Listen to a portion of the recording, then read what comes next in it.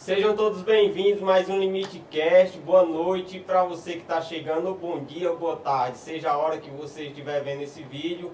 Eu quero lhe agradecer por ter chegado até aqui. Estamos com uma presença ilustre nessa noite, certo? Nós estamos no nosso 12º episódio. Tem sido uma bênção o nosso podcast, então não se esqueça de deixar o seu like, se inscrever e acompanhar os conteúdos que ainda estão chegando por aí.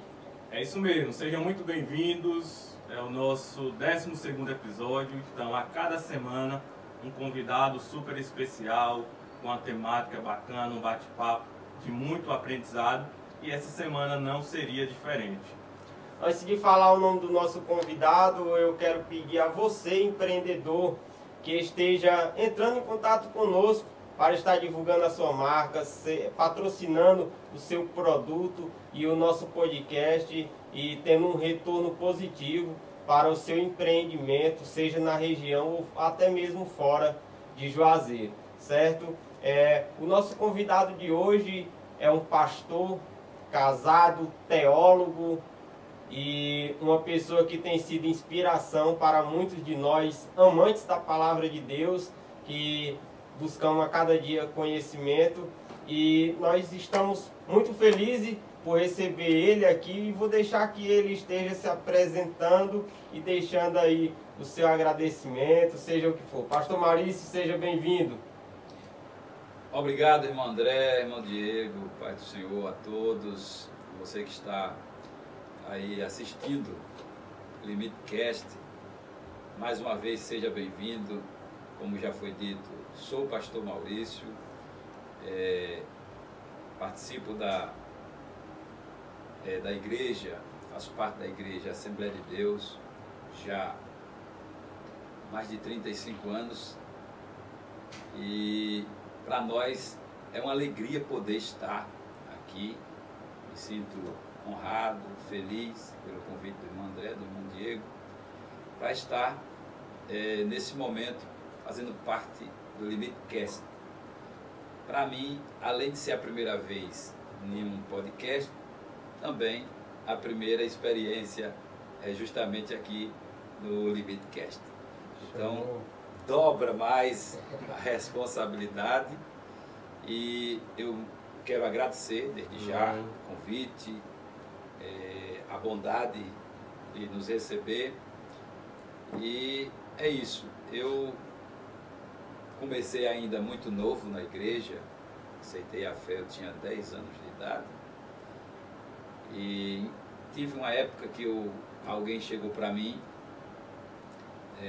uma pessoa que eu trabalhei, ele disse que eu perdi a minha infância, parte da minha infância, a minha adolescência e a minha juventude por estar na igreja.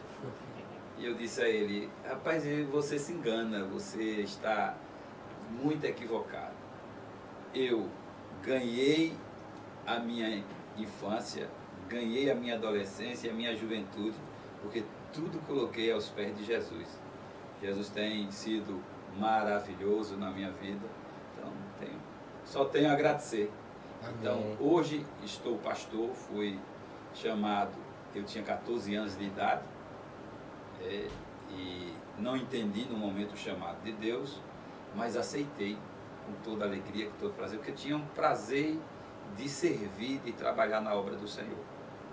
E os anos foram passando e a chamada foi aumentando, e depois de 26 anos,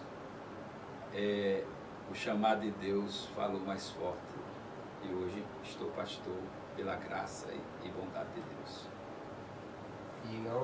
Glória a Deus. Esse desejo de ser pastor sempre ardeu no seu coração? Ou quando o senhor recebeu essa chamada, não tinha entendimento na época? Ou foi algo que Deus foi aprimorando a cada dia que passava? Então, quando Deus me fez o chamado, eu tinha 14 anos. Deus usou alguém em profecia, assim, algo do tipo? Eu estava num ciclo de oração à tarde. Esse dia eu tinha resolvido passar o dia com Deus. Tinha 14 anos, mas minha mãe me dava toda a liberdade de estar na igreja, até porque sabendo que eu estava na igreja, Então ela estava despreocupada.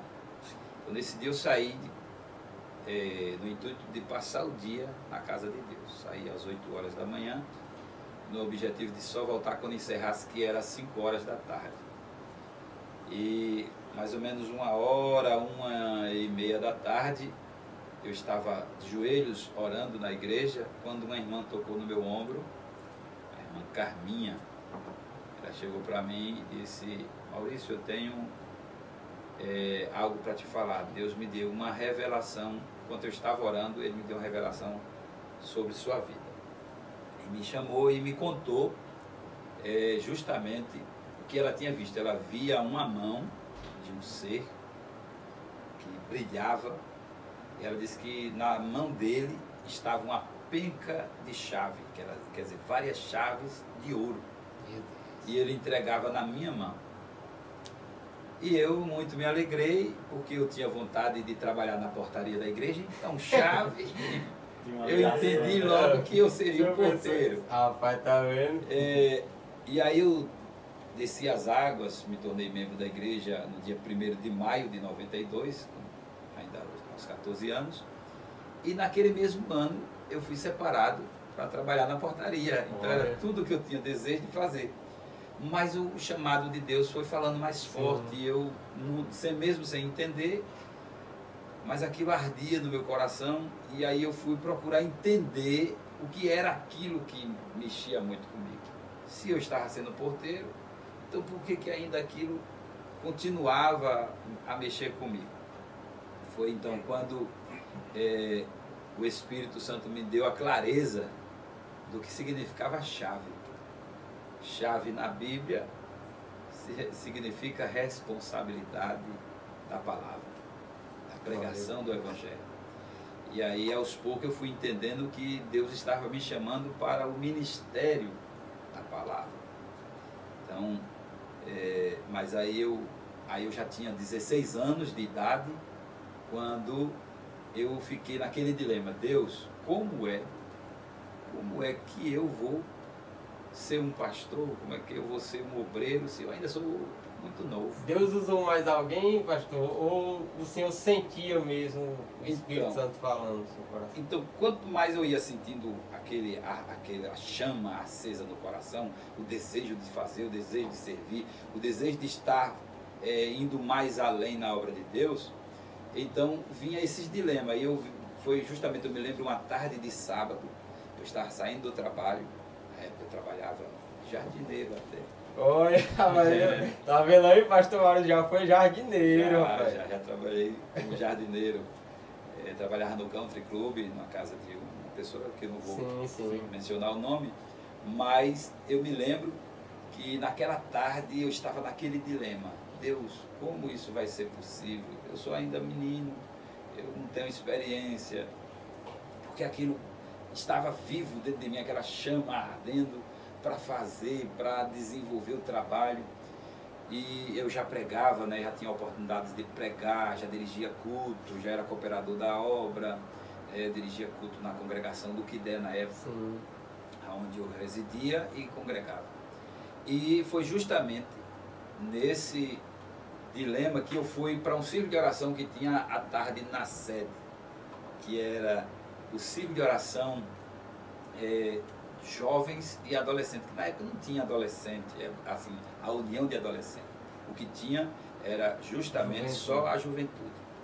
Então, eu fui naquela tarde para o círculo de oração e era poucos jovens que tinha, e eu me lembro que onde eu estava sentado estava só eu. Eu estava destacado sozinho. E naquela tarde tinha uma visita que estava de passagem e resolveu participar do trabalho naquela tarde. Era uma irmã de Feira de Santana. E deram a oportunidade dela para dar uma saudação. E na hora que ela estava dando a saudação, ela chegou e disse assim, virou para mim, apontou o dedo e disse: jovem, Deus chamou Samuel ainda criança. Não te preocupe, que é Ele quem capacita. Ele vai te capacitar. E eu entendi que Deus faz o chamado, Ele cuida e deixa a pessoa preparada para a hora certa. Então, aconteceu na minha vida. Verdade, glória a Deus. E aí, pastor Maurício, o senhor depois de tudo isso, essas revelações do Espírito Santo ao Senhor, profecias, o Senhor começou a entender que seria pastor ou seria só para pregar a palavra? E o Senhor não tinha ainda essa visão que um dia seria pastor? Então, aquilo cada vez mais foi me convencendo que eu seria pastor. Não sabia como, como iria acontecer. Mas aquela chama ardia dentro de mim que eu seria pastor. É tanto que eu entendi o seguinte: então, já que eu serei pastor, eu tenho que me preparar. Então, eu comecei a estudar muito a Bíblia, ainda menino, ainda adolescente. Eu li muito a Bíblia nas horas vagas. Eu também me dediquei a aprender a tocar um violão, mesmo que eu não sou músico, não sou profissional. Toca bem, viu, pessoal? Mas eu entendi o seguinte: já que eu vou ser um obreiro da casa de Deus, então eu preciso de tudo fazer um pouco. Porque na hora que faltar o músico, eu estou lá e não deixo, né, a falta. Então, eu fui me preparando, mas chega um momento na vida da gente que a gente chega e diz: não, eu acho que eu estava enganado. Que eu cheguei, quando eu fui consagrado a presbítero, o tempo foi passando. E na nossa convenção, a CEADEB, da qual eu faço parte aqui na Bahia, na época só consagrava pastores até os 40 anos de idade. Então, depois dos 40 anos de idade, não consagrava. E eu disse: o tempo está chegando, vai se aproximando. E eu não via como, porque aqui tinha um sistema na nossa cidade, que o saudoso pastor, ele só apresentava alguém para evangelista, que primeiro na nossa convenção é consagrado a evangelista para depois pastor. Então só apresentava a evangelista quem fosse para o campo. Então, eu sempre trabalhando na cidade, então eu não via como ser indicado, mas a chama continuava acesa. Aí um dia eu cheguei e disse: não, Deus, eu acho que eu estava, foi uma emoção minha. Era para me chegar até aqui, ser um presbítero, e eu me sinto honrado porque eu não mereço, é a tua graça, a tua bondade. Mas aí eu estava dirigindo a congregação do Mandacaru 1, e nesse dia eu levei uma irmã para pregar lá, uma irmã que até era de Petrolina, a irmã Leda, e ela passou pela minha casa primeiro, que ela vinha com meu irmão. E quando ela passou pela minha casa, ela chegou para mim e disse assim: presbítero, o senhor sabia que ainda tem mais um degrau para o senhor subir? Eita! E eu disse para ela assim: sim, mas lá dentro eu já estava convencido que eu já tinha chegado do topo. Mas aquilo que Deus promete, Ele não deixa de fazer. A promessa de Deus é como disse Jesus em São Mateus capítulo 24, que ele diz: passarão os céus e a terra, mas a minha palavra não passará. Então ele prometeu, ele cumpriu, e eu louvo a ele todos os dias pela sua bondade, porque eu não mereço, não me sinto essa pessoa capacitada, eu me sinto apenas um servo à disposição sempre da obra de Deus. Pessoal, no instante a gente chega no tema, viu, que a gente vai abordar. Nós estamos seguindo o roteiro, só que a gente precisa apresentar primeiro para vocês quem é o pastor Maurício, porque a gente não pode trazer uma pessoa aqui simplesmente ele falar sobre um tema sem que vocês conheçam um pouco da história. Então vocês estão vendo um pouco da caminhada desse homem de Deus, e isso que está acontecendo hoje, eu creio que tudo é propósito de Deus, né? É recompensa por todo o trabalho que ele tem feito na obra do Senhor. Pastor Maurício, o senhor passou por período de rejeição no tempo da juventude, adolescência, porque a gente sabe que nas igrejas existe muito também o apadrinhamento, né? Que o pessoal chama, que é aquele jeitinho, por ser mais, o pessoal gosta mais, tudo, todo mundo apoia. Com o senhor, como foi? Eu tinha, todo mundo tem, né? Às vezes o chamado os pós e os contra. Tinha sempre aquele grupo que às vezes não lhe dava muita importância. E eu me lembro que um dia eu fui saudar um irmão, porque você vê às vezes a pessoa não precisa dizer, o olhar já diz muita coisa. Ele pegou a minha mão e ele me olhou de cima a baixo, como que eu não estivesse à altura de falar com ele. Meu Deus. Aquilo mexeu um pouco comigo, mas não me botou para baixo. Simplesmente só me fez entender uma coisa: Deus é quem é na minha vida. Eu não sou. Eu me coloco à disposição de Deus. Então eu sempre me olhei com as coisas, vendo a questão positiva. Sim, sim.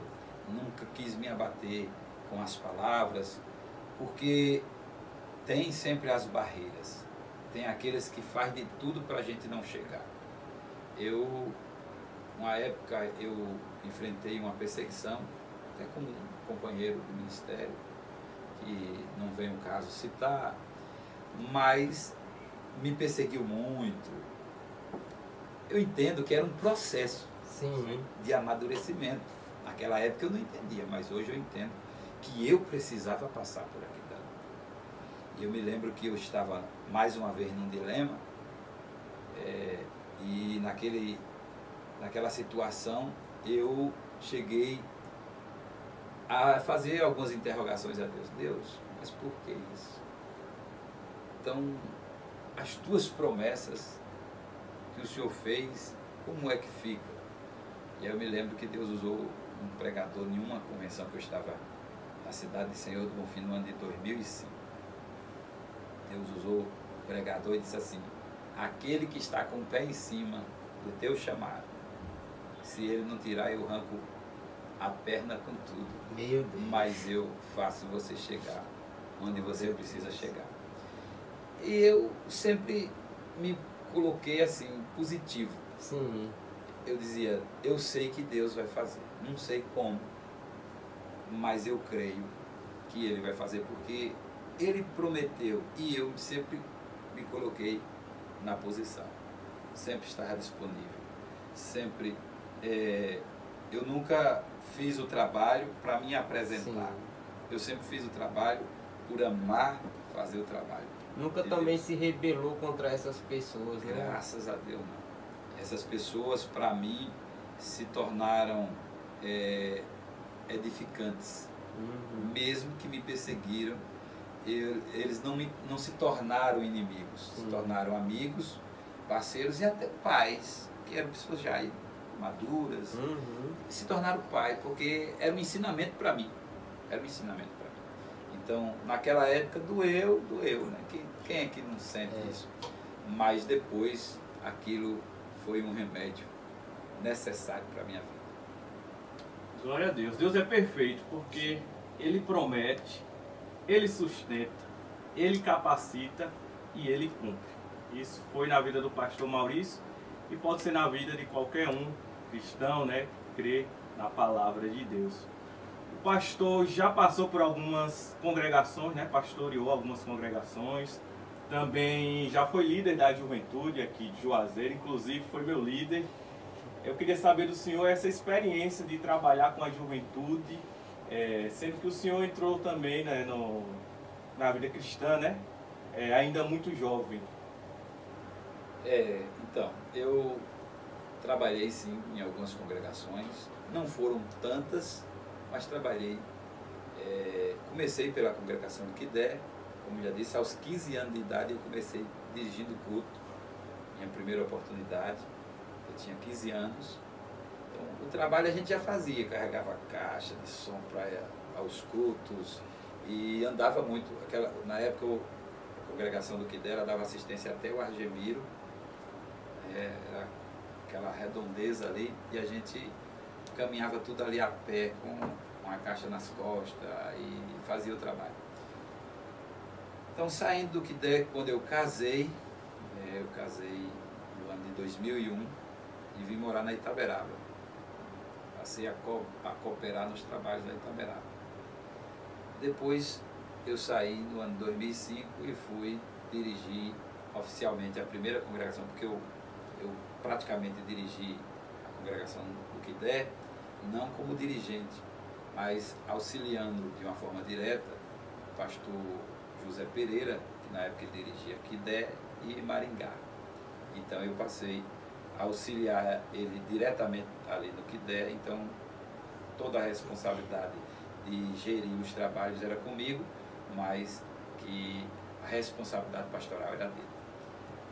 Aí quando eu fui para o Quidé, já no ano de 2001, casei, aí em 2005, o saudoso pastor Neomarco me enviou para a congregação do Mandacaru, e lá eu vim para Alto Alencar e depois vim para Itaberaba. Isso em 2011, quando eu vim para Itaberaba, dirigi a congregação de Itaberaba, que foi até o meio de 2012. Depois passei uma temporada sem dirigir congregação, e no ano de 2016 eu voltei a dirigir a congregação de Itaberaba e estou lá esperando a direção de Deus e do nosso pastor, para quando Deus assim orientar ele. Até então estou dirigindo a congregação do Itaberaba. Como líder da UMADEG, eu tive dois períodos. Eu fui líder da UMADEG no ano de 2010, quando já tinha muito tempo que a UMADEG não estava fazendo festa, não tinha congresso, e para mim foi um desafio muito grande lutar para animar a juventude que estava naquele período um tanto assim desanimada, fazendo trabalho, mas não com aquela intensidade. E ainda na administração do saudoso pastor Manuel Marques, quando eu fui justamente para lá, e aí assumi a liderança em 2010 e fizemos o congresso, foi o 5º congresso da UMADEG que a gente fizemos em 2010. Aí, findou o ano, o pastor colocou outro, até porque eu disse a ele que estava muito sobrecarregado, até porque eu estava dirigindo a congregação do Alto do Alencar, estava também trabalhando com a questão da... além de estar dirigindo a congregação de Itaberaba, eu estava trabalhando no curso de teologia, que ali eu já dava aula no curso de teologia, era muito puxado, tinha outras funções na própria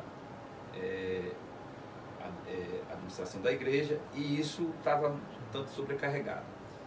E aí eu pedi a ele justamente para nos dar essa pausa, né? Mas também disse a ele que se fosse para continuar, a gente continuaria. Mas aí ele entendeu e aí colocou, na época, outro líder. Depois voltei a liderar o UMADEG no ano de 2016.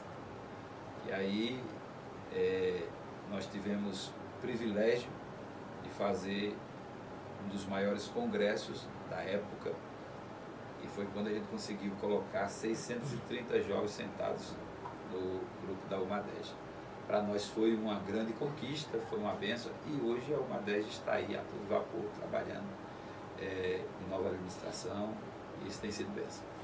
Glória a Deus. Pessoal, pronto, vocês já sabem mais um pouco aí da história do pastor Maurício, que é um homem que tem se desgastado na obra, fazer a obra. E vamos para o tema. Você que chegou aqui curioso sobre este tema, esse tema é um pouco polêmico, viu? Por isso que nem muita gente fala. Hoje nós estaremos tratando do assunto que é a Páscoa, certo? E possa ser que alguém que esteja assistindo aí não saiba. Nós que somos da igreja, que frequentamos a igreja, somos cristãos, nós sabemos, mas possa ter pessoa aí que não saiba, e o pastor Maurício vai responder. Quem foi que instituiu a Páscoa, pastor Maurício? A Páscoa, quando se fala de Páscoa, a gente precisa entender que Páscoa primeiro nasce no coração de Deus. Então, quem instituiu a Páscoa foi Deus. E a forma que foi instituída a Páscoa foi muito interessante e bonita história, né? Foi a libertação do povo de Israel. Então, Deus instituiu a Páscoa. Essa é a sua pergunta e eu respondo desta forma.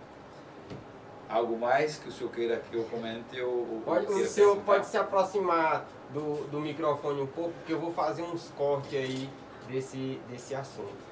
Sim, temos sim mais perguntas. O senhor disse aí que foi Deus que instituiu, e qual era o propósito ao instituí-la? Então, a Páscoa que nós estamos falando dela, ela foi instituída por Deus no episódio da libertação dos israelitas da escravidão do Egito, onde Israel passou 400 anos escravo no Egito. E Deus fez uma promessa de libertar o seu povo da escravidão. Então utilizou de um grande líder, o maior líder de todos os tempos, que foi Moisés. Então a ordem de Deus foi que Moisés falasse a Faraó, mas Faraó iria endurecer o coração e não deixaria o povo de Deus sair do Egito. Então Deus criou a alternativa para que o povo de Deus fosse liberto da escravidão. Foi justamente a forma que daí foi instituída a Páscoa. Deus disse que haveria morte em todas as casas do Egito, inclusive na casa dos hebreus, quer dizer, dos israelitas. Mas a única maneira para os israelitas se libertarem dessa morte, que seria a morte dos primogênitos, sim, seria justamente cumprindo uma ordem de Deus. E qual era a ordem? Juntar a família, matar um cordeiro, comer o cordeiro assado, não podia ser cozido, tinha que ser assado, e pegar o sangue do cordeiro e passar nos umbrais da porta, em volta, na parte de cima da porta e as laterais. Porque Deus disse que à meia-noite a morte passaria no Egito. E aonde não tivesse a marca do sangue, justamente morreria, do homem ao animal, morreria o primogênito. Então, foi aí aonde, e a ordem de Deus era o seguinte, era para que os israelitas comessem o cordeiro assado, com cajado na mão, com sandália nos pés, isso quer dizer, de bagagem arrumada, pronto para a viagem, porque seria o último instante deles na terra do Egito. Era a libertação total do povo de Deus das mãos dos egípcios. E isso aconteceu. Então foi aí onde foi, depois desse episódio, para memória desse episódio, desse acontecido, Deus instituiu a Páscoa, para que de ano em ano eles lembrassem de onde eles saíram, de ano em ano eles lembrassem da mão poderosa de Deus, livrando eles da escravidão. Meu Deus. Não tem nada a ver com o que o povo comemora. Meu Deus do céu, mas calma aí que estamos só começando, viu? Qual a maneira, pastor Maurício, que Deus instituiu para que o povo comemorasse? Qual a maneira que eles comemoravam essa Páscoa de ano em ano? Então, eles tinham que sacrificar um cordeiro todo ano. Eles sacrificavam o cordeiro. Isso era porque a Páscoa era uma festa de família. Sim. Então, quando a família era pequena, eles tinham que juntar duas famílias de acordo com o número.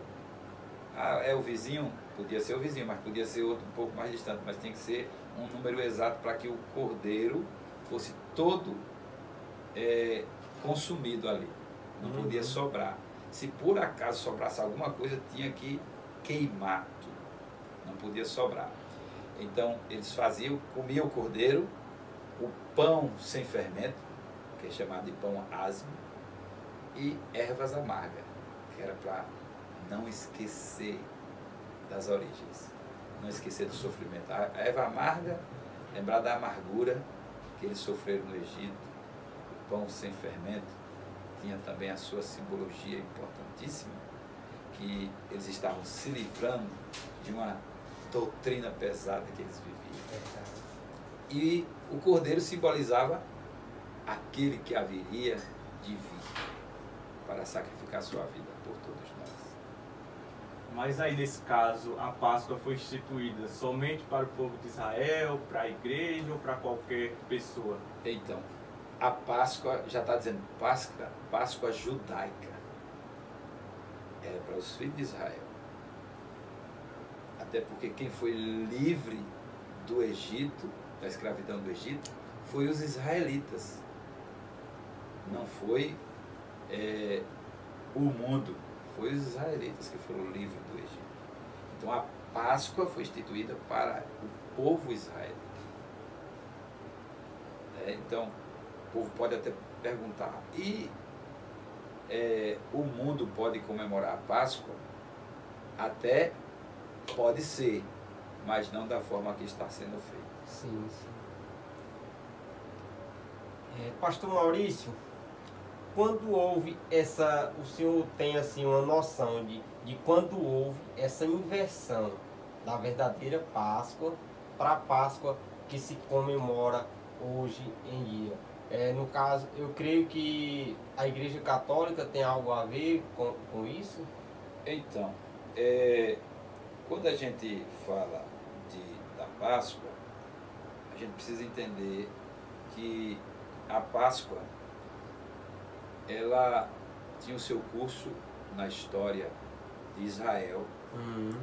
E quando a igreja de Roma, ela, influenciada pelo imperador, ela teve a sua aceitação no governo, então o governo teve justamente a sua parcela dentro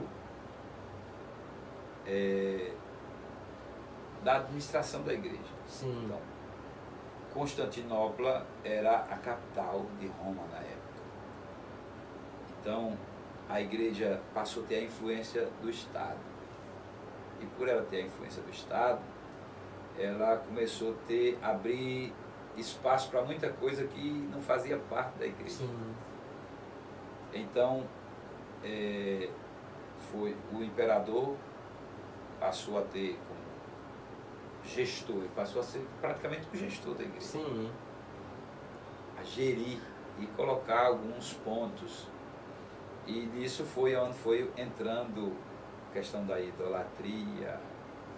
E como a igreja teve um período que ela perdeu muitos membros, então ela precisou conquistar membros de volta.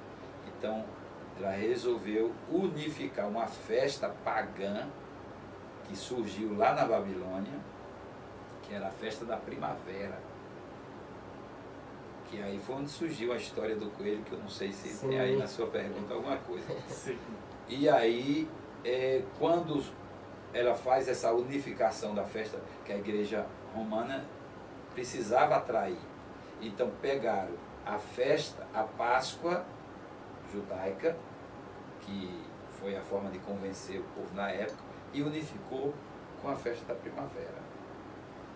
E aí ficou tudo num período só, a mesma data, e seguiu a mesma coisa. Então, essa Páscoa que hoje se comemora não tem nada a ver com a Páscoa judaica. Isso faz muito sentido com o que nós temos vivido na igreja atual. As pessoas, às vezes, por querer um volume maior de membros, unem muitas coisas que tem no mundo com a igreja, para que, não, vamos fazer isso, vamos fazer um carnaval de crente, para que a gente possa atrair mais pessoas. E a gente vê que a igreja tem que ser dependente de Deus para crescer. Sim. E não de se unir com o mundo. Porque isso aí é juntar o santo com o profano. É verdade. Não pode, de forma nenhuma, porque é justamente nessa situação que a igreja ela terminou perdendo o foco. É por isso que surgiu lá na frente a então chamada Reforma Protestante. Sim. Que precisou ter esta reforma, porque a igreja entrou por um caminho totalmente fora da direção bíblica, da direção de Deus. Então precisou de uma reforma, e dentro da reforma surgiu justamente os padrões bíblicos bem apresentados pelos então líderes da época. Sim. É isso. Domingo passado, lá na congregação, foi culto com a participação das crianças e a irmã pregou justamente sobre essa temática. E ao questionar as crianças, ela perguntou sobre a Páscoa e o que eles lembravam, né? E a criança é sincera, né? Tiveram alguns que citaram justamente o coelho, né? O ovo da Páscoa. Eu queria saber do senhor, em que parte da história aconteceu essa inversão, onde isso que eu citei acabou entrando no meio da Páscoa e criando essa confusão que se estende até os dias de hoje.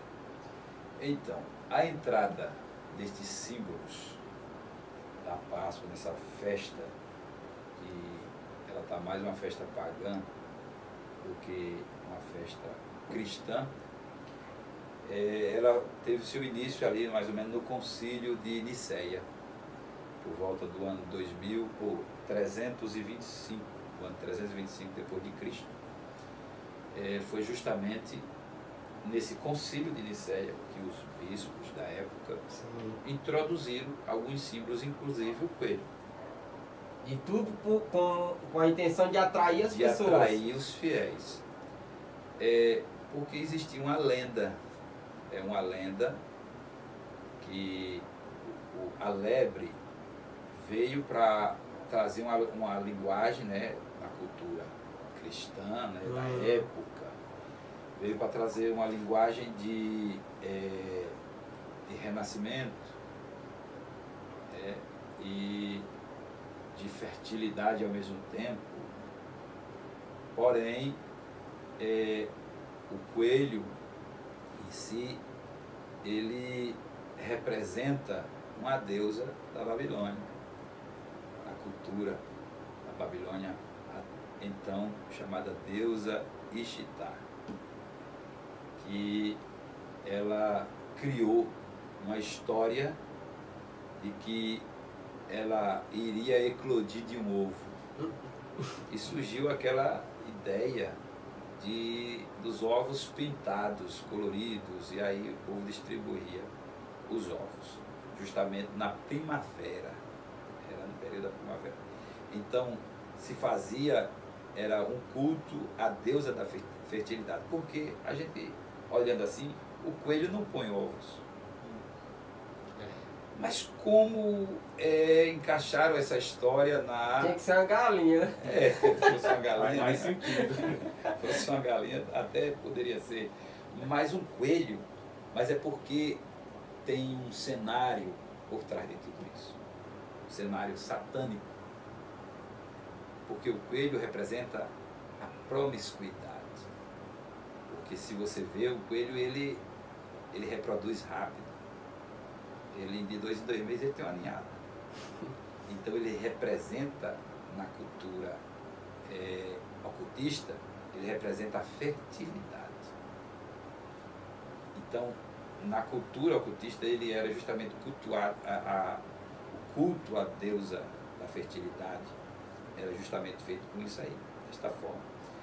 Mas aí se pergunta, como foi que uniu a vida cristã, conseguiu unir a Páscoa com essa simbologia de coelho, de ovo? Então, criaram-se uma lenda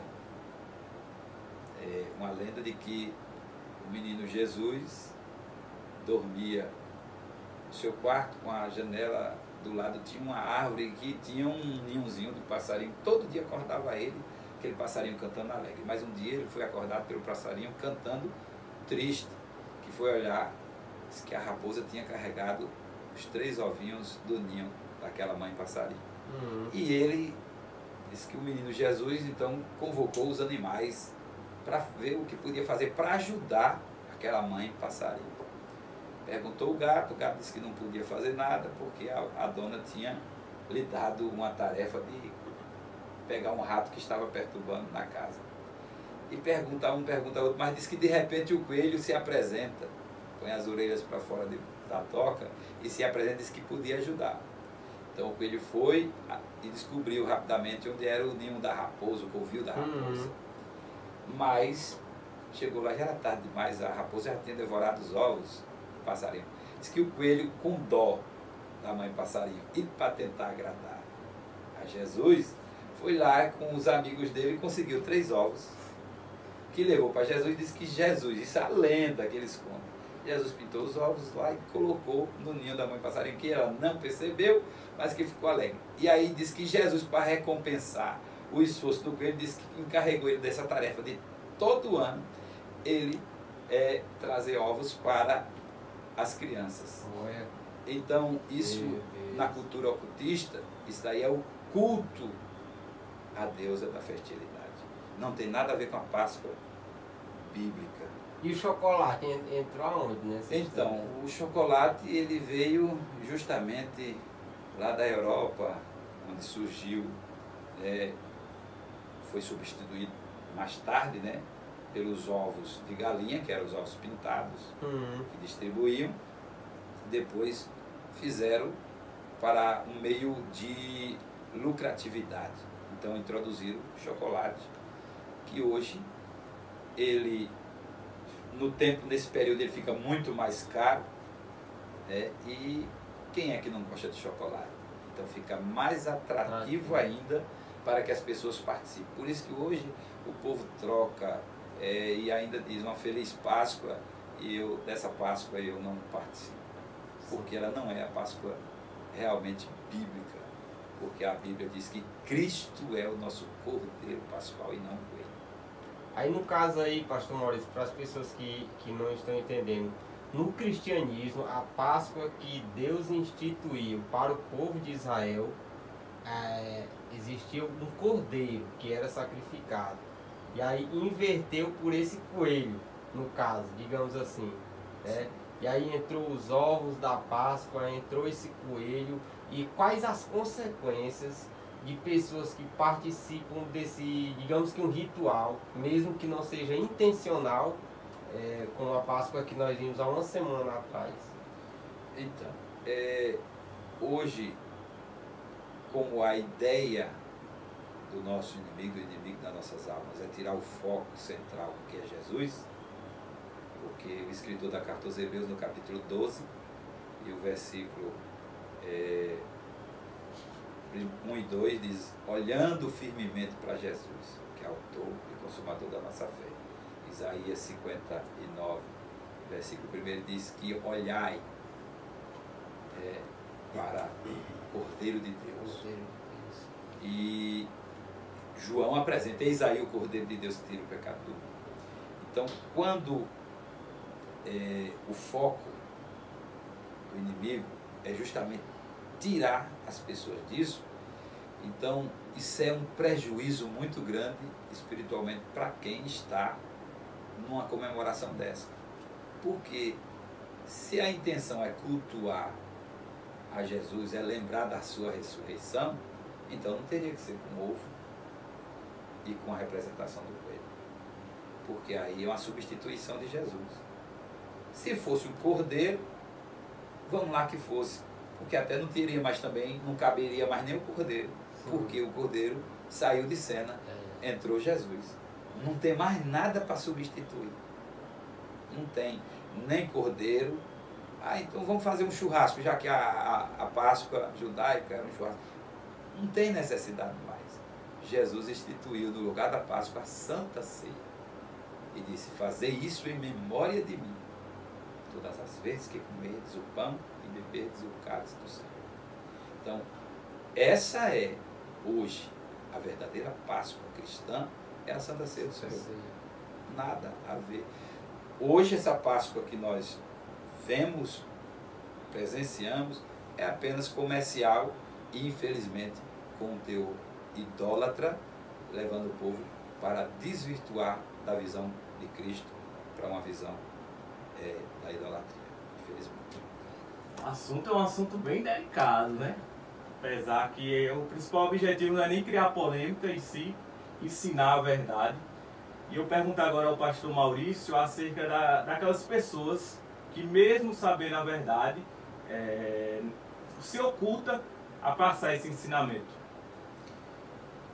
É difícil da gente até falar, porque assim, hoje pregar a verdade é muito complicado, até porque tem muita gente hoje que vai debater, Eu não estou aqui confrontando ninguém, eu estou apenas mostrando...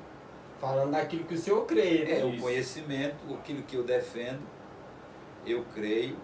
Eu sempre achei estranho, desde menino, eu sempre achei estranho essa questão dessa linguagem de Páscoa. Eu não entendia, mas eu achava estranho. Até quando eu passei a ter o conhecimento do que era realmente a Páscoa e do que simbolizava esses símbolos introduzidos aí na festa, então eu passei a entender que eu precisava, aonde passasse, dar a minha parcela de contribuição ensinando. Se outros que têm o conhecimento não faz, aí é com eles e Deus. A cobrança, quem tem que fazer é o dono da obra. Eu tenho minha responsabilidade, ainda que alguém não goste, mas eu tenho minha responsabilidade. Uma vez conhecedor, a gente não pode ficar com conhecimento para si. Então, espero em Deus que eu ajude pessoas a entender. Nada contra quem queira manter, né? Eu entendo assim, eu acho que essa Páscoa de hoje é a Páscoa verdadeira e queira continuar. Eu nada contra. Agora, eu e a minha casa, eu ensino o que a Bíblia ensina. Então, aprendi, e como disse Paulo a Timóteo, na segunda carta a Timóteo, capítulo 3, o versículo, se não me falha a memória, 14, ele diz que permanece naquilo que aprendeste. Ele diz que fazendo isso, tanto salvaria a si próprio como os outros que ouvem. Então, a gente se aprende, você tem que praticar o que aprendeu. E é uma... Não sei se eu respondi isso pergunta. Sim, sim. É uma maravilha o senhor também estar repassando isso, né, pastor Maurício? Porque vamos colocar aqui 100 pessoas. Dessas 100 pessoas, 80 pode não acreditar, continuar com a sua visão, certo?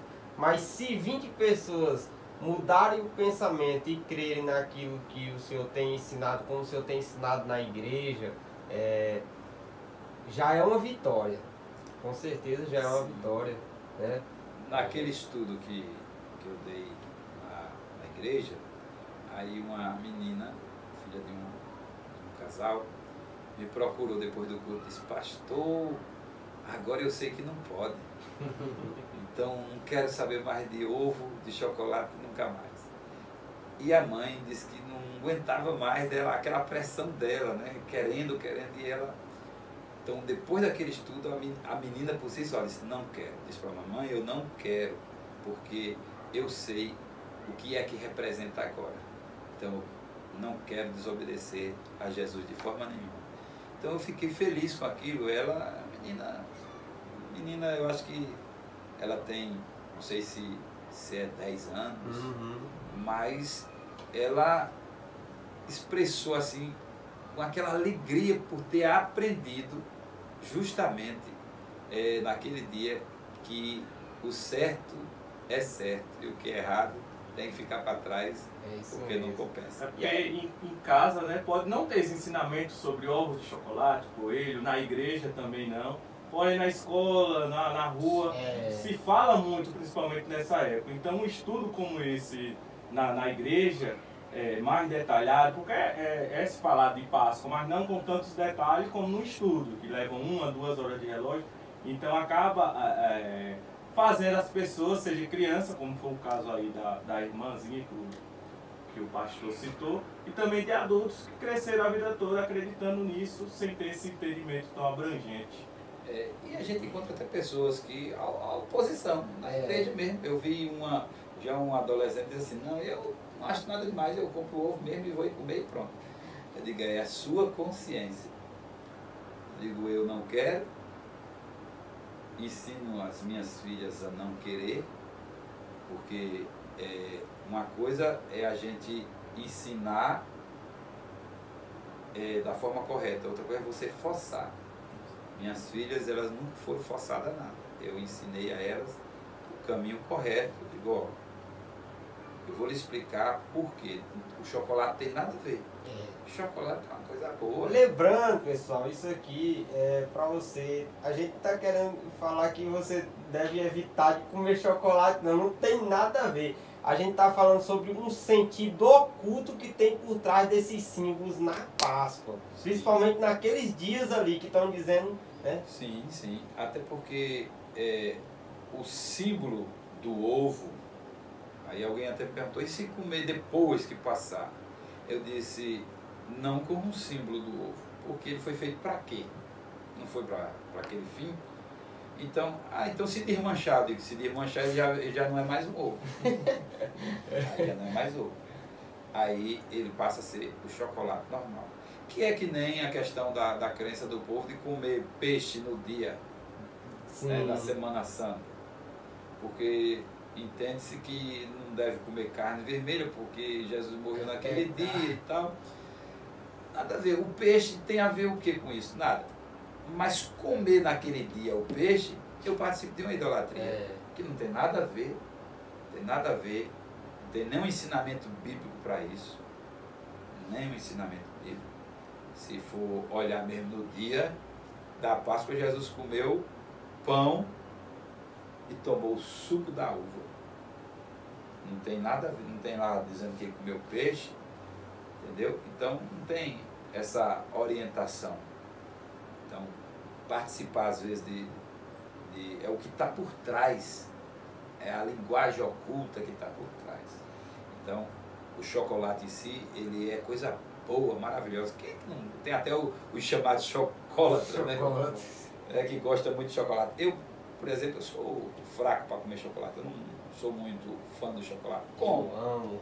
Mas não sou assim. Minhas meninas não gostam por demais. Minha esposa também. Mas eu já, assim, se tiver, eu como, se não tiver também não faz falta. Mas não é o comer o chocolate. É a simbologia do que está por trás. Os filósofos falam muito, pastor, que o presente copia o passado.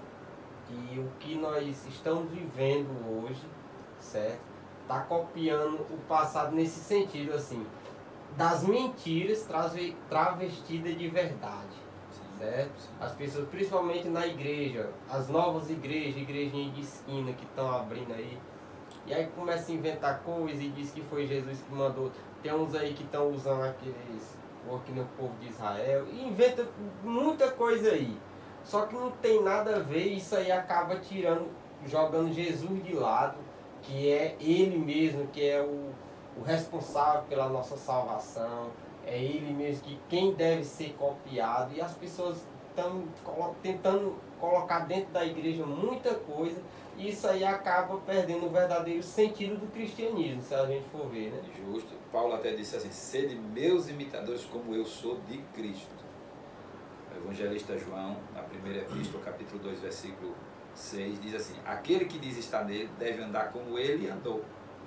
Isso quer dizer que o exemplo é Jesus. Eu não tenho que seguir exemplo, a menos que seja um exemplo bom. Se for um exemplo bom, eu posso seguir o exemplo de qualquer pessoa.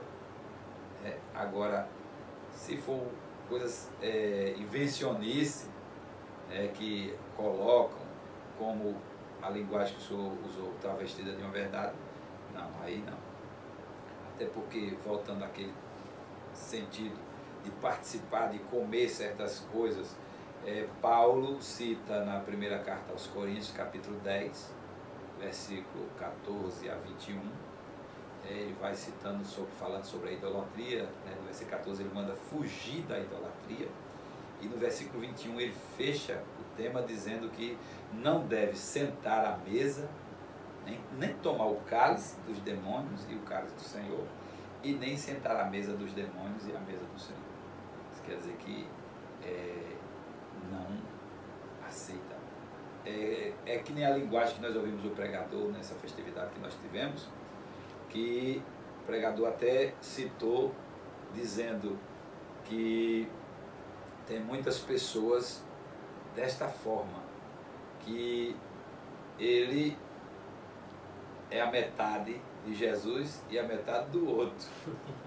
Diz que o outro até aceita ele ser a metade, mas Jesus não aceita. Jesus não aceita.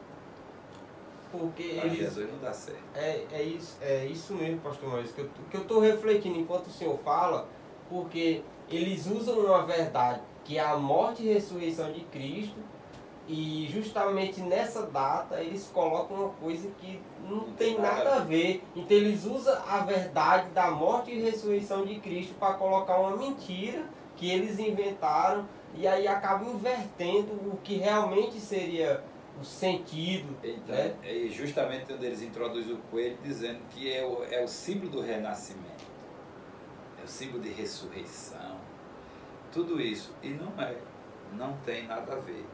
Simplesmente são mensagens ocultas que introduziram e leva o povo à idolatria sem que o povo perceba que estão substituindo o Cristo, né, querendo substituir o Cristo por símbolos totalmente contrários àquilo que a Bíblia ensina. Volto a repetir, se eles botassem um cordeiro, ainda que não cabe mais, mas se eles botassem um cordeiro, ainda estava dentro de uma linguagem bíblica, estaria dentro de uma linguagem bíblica. Mas veja que Paulo usa a linguagem em Gálatas, que tudo que veio no Antigo Testamento foi para aviso, foi para figura, e ele diz que serviu de aio, quer dizer, de um guia, até chegar a Cristo. Então depois de Cristo não tem mais nada. Depois de Cristo agora é Cristo mesmo e pronto. Então não tem eu que usar mais simbologia nenhuma. Cristo, ele é, como disse Paulo, a nossa Páscoa. E pronto. Não tem mais. Não precisa mais de simbologia nenhuma. A única simbologia que a gente utiliza é na Santa Ceia. Pão e o suco da uva. E ali realmente é uma ordenança de Cristo. É a ordenança de Cristo. Ele ordenou: fazei isto em memória de mim. E isso é algo maravilhoso. Isso aí você pode participar, né? Quem pode participar, que aí a igreja tem a regulamentação, apenas um membro que faz parte da membresia que esteja em comunhão é quem pode participar da Santa Ceia. E isso para nós seria a Páscoa, seria essa. Toma uma água aí, pastor Maurício. Toma uma água aí para molhar a garganta. Rapaz, pessoal, o assunto é muito bom, viu, pessoal? Se a gente arrochar aqui o homem, tem resposta aí para a nossa pergunta. Pode continuar aí, Diego. Vamos lá, né? Qual o conselho o senhor daria para aquelas pessoas que têm dúvidas sobre certos assuntos bíblicos, a exemplo desse que a gente está conversando aqui nessa noite? É buscar o esclarecimento, buscar pessoas comprometidas com a verdade. Porque nem todo mundo que conhece alguma coisa da Escritura, ele é comprometido com a verdade. A exemplo, eu conheci uma pessoa, não vou citar de onde, mas que ele disse que lia a Bíblia para debater com os crentes. Então, não era um conhecimento para a libertação da sua alma, mas era para um debate apenas. Então, buscar conhecimento de quem pode ajudar no conhecimento.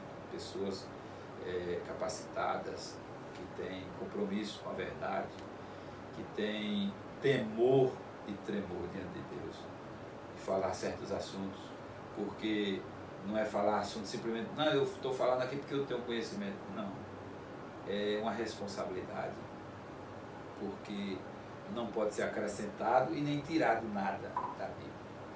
A palavra de Deus ela é bem clara nisso. Então a Bíblia ela não precisa, ela tem a sua exegese, não precisa que ninguém diga como tem que ser, ela já é. Ela é explicada ela por si explica, só. ela mesmo se explica. Então, só precisa a pessoa estudar e compreender a linguagem bíblica, que aí chega lá. E aí, pessoas que não têm conhecimento sobre esses assuntos, essas pessoas podem sofrer consequência, ou a consequência só parte para aquelas pessoas, fique à vontade, para aquelas pessoas que têm conhecimento e continuam fazendo. Vou reformular a pergunta. O senhor acha que as consequências sobre esses assuntos, pessoas que não conhecem sobre esse assunto, eles podem sofrer consequências ou somente aquelas pessoas que conhecem ainda continuam fazendo? A Bíblia ela é clara em dizer que o povo erra por falta de conhecimento. E o erro, né, ele leva a pessoa para o abismo, querendo ou não, E a Bíblia diz que o homem se caminha a passos largos para o abismo. É justamente por falta de conhecimento. Uns por não querer conhecer, outros por viver enganados, por achar que é aquilo. E são pessoas que têm muito desejo de conhecer a Deus, mas às vezes busca de forma errada. Bate na porta errada, caminha no caminho errado. Mas eu creio que essas pessoas que têm desejo de conhecer a Deus é que nem Abraão. Abraão tinha um desejo de ter um contato com Deus, até que um dia Deus foi lá e se revelou a Abraão. Então eu acredito que essas pessoas um dia também terão a oportunidade de se encontrar com Jesus, né? Ser chamado por Jesus para ir no endereço certo. Assunto muito bom, né? Muito bom. Pena que a hora vai avançando, quando a gente vê, já passou mais de uma hora no bate-papo. Muito interessante. E sair um pouco dessa temática, não completamente, mas algo que eu tive curiosidade de perguntar ao pastor, sobre rotinas de estudo. O senhor tem alguma rotina assim? Costuma separar um tempo, semanalmente, para estudar sobre determinados assuntos? Ou para aplicar? Pode ser de ambos. Então, eu costumo sempre, quando me surge alguma curiosidade, eu costumo me aprofundar um pouquinho, né? Tiro um tempo para estudar, renovar o pouco conhecimento que tenho e sempre estar em busca de algo mais. Então, coisas que eu já tinha um conhecimento, aprimorei e vou aprimorando cada dia, porque a gente nunca sabe tudo, nunca ninguém vai saber tudo. É o que eu costumo sempre dizer, que ninguém nunca se forma no conhecimento. O conhecimento, ele é algo que ele vai paulatinamente. Todo dia você está aprendendo alguma coisa. Então, eu tenho sim, eu gosto, eu sou assim, não vou dizer que eu sou aquele amante da leitura, porque tem gente que não se aparta do livro, lê muito. Eu já sou mais aquele no foco. Tem um tema, eu posso, se eu tiver 200 livros, eu vou mexer nos 200 livros, naquele tema. Então, eu estudo mais com foco, realmente. Eu tenho uma curiosidade, aí eu vou, porque é muito ruim você ensinar algo que você não tem a base. Você ensinar algo que você mais tarde tem que desmanchar aquilo dali. É ruim. Então eu prefiro não dizer do que dizer para depois desmanchar. Então, claro que não arranca pedaço de ninguém voltar atrás. Eu falei algo e preciso aqui reiterar, mas eu luto para que isso não aconteça. Não sou dono do conhecimento, volto a dizer, mas sou muito criterioso e cauteloso, né? Tem assunto que você nunca vai encontrar, né, resposta. Até porque a Bíblia ela não foi escrita para dar resposta a ninguém. A Bíblia ela tem um objetivo, que é esclarecer o mundo, quem é Deus, quem é Jesus, e preparar o homem para um retorno, né, para Jesus. Certo? Muito bom. Pessoal, eu creio que acerca do assunto da Páscoa ficou bem esclarecido. Se alguém tiver mais alguma dúvida, pode seguir o pastor Maurício no Instagram, chama ele lá no direct que ele vai responder. Sim, com toda certo? alegria. Os jovens, as pessoas que tiverem alguma dúvida. Eu espero que nós tenhamos lhe ajudado compartilhando esse conteúdo. E em forma de agradecimento você poderia estar curtindo, estar se inscrevendo, porque a gente vai trazer a cada dia mais pessoas com conhecimento para trazer para vocês, e eu creio que será bênção para a tua vida. O que eu tenho a última pergunta aqui para fazer ao pastor Maurício, que é para que não é nenhuma pergunta, é um pedido para que o Senhor deixe um conselho para pessoas que estão buscando mais conhecimento bíblico. Certo. Meu conselho é: estude, mas não só ler. Estudar Bíblia não é que nem estudar um livro comum. A Bíblia requer uma vida espiritual de devoção, oração, uma dedicação aos temas que a Bíblia aborda, que seja ele com muito, como já foi dito aqui, com muito temor, porque a Bíblia é recheada de muitos assuntos e a gente precisa estudar com cautela, com muito cuidado, porque Paulo até diz: a letra mata, no sentido de que às vezes a pessoa termina lendo de uma forma que não é a forma correta, porque tem gente que vai em busca da Bíblia para ter resposta dos seus questionamentos. Eu me lembro do Rui Barbosa, grande escritor. Rui Barbosa um dia disse que resolveu ler a Bíblia para descobrir os erros da Bíblia. E ele disse que quando terminou de ler a Bíblia, ele disse que não encontrou os erros da Bíblia, mas o contrário, ela mostrou os erros dele. E a partir daquele dia ele passou a andar com a Bíblia. Um dia chegou até na maior biblioteca do mundo na época, dos Estados Unidos. E ele disse que deu uma olhada na biblioteca, chegou para o bibliotecário e disse: está faltando o maior livro nessa biblioteca. Ele disse: impossível. Ele disse: está. Ele disse: qual é o livro que eu diga que eu vou buscar para você agora? Ele disse: não, eu já olhei todos, não tem nem em lugar nenhum tem ele. É a Bíblia. E ele disse: realmente. Ele disse: a Bíblia é o maior livro. Mas a partir de hoje, essa biblioteca está completa. Tirou a Bíblia da pasta e disse: eu dou a minha Bíblia para vocês. Então, a Bíblia é algo fantástico. Eu gosto muito de ler a Bíblia. Então, meu conselho para quem tem desejo de crescer no conhecimento é estudar, ler a Bíblia, ler bons livros, fazer um curso teológico, se ainda não fez, um bom curso. Precisa de ser um bom curso teológico. E ter a humildade de sempre um aprendiz. Sentar para aprender, né? Sempre, sempre. Porque nunca ninguém se forma no conhecimento. A Bíblia é algo fantástico. Então, ter a curiosidade, mas ter muito cuidado também nas curiosidades, porque nem toda curiosidade que a pessoa vai ter vai conseguir resposta. Não do jeito que a pessoa quer. A Bíblia em si, ela responde a tudo que ela tem. Ela tem a sua linguagem. Então, estudando com todo cuidado, a pessoa cresce, desenvolve e se torna uma pessoa um pouco mais habilidosa. Glória a Deus. Assunto muito bom esse de hoje. O pastor sempre respondendo com clareza as perguntas. Que pena que o tempo passa rápido. Não tem como a gente estender muito.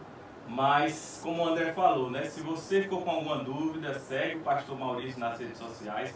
Ou até mesmo deixa aí seu comentário nesse vídeo, que com certeza a gente vai dar um retorno juntamente com o pastor Maurício.